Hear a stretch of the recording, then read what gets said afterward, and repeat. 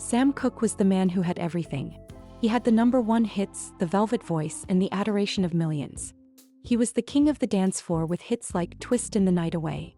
But behind the smile, Sam was tired.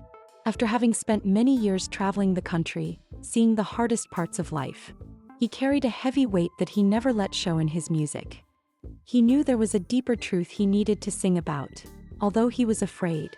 He didn't know if his fans would accept it, or did they just want the happy songs? Well, in 1963, the moment of truth arrived. But it didn't come from inside him, it came from the radio. Sam heard a song that stopped him cold.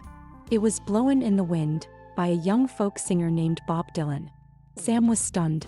He turned to his producer and said, "How can a white boy write a song that sounds so much like my life?" It wasn't just jealousy. It was a wake-up call. Sam realized that if a folk singer could speak the truth about the struggle, then the king of soul had no excuse to stay silent.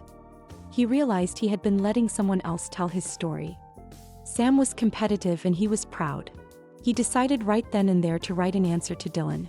But he didn't just want to match it, he wanted to surpass it. He told his arrangers, "I don't want a pop song. I want this to sound like a movie soundtrack."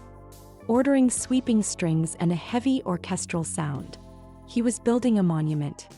When he stepped into the booth to record "A Change Is Gonna Come," the mood was different. There was no dancing. There was no smiling. He poured every ounce of his frustration, his weariness, and his hope into that microphone. He wasn't singing for the charts anymore. He was singing for history. It was a massive risk.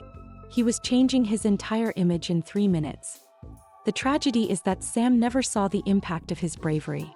He was killed before the song was released as a single. He did win the battle though. Dylan's song was a question, Sam's song was an answer. Today it stands as the greatest soul anthem ever recorded. It proved that Sam Cooke wasn't just a singer. He was the voice of a generation. I hope you enjoyed this as much as I did. A lighter look at a legend. So please subscribe and join me in uncovering more stories behind the song.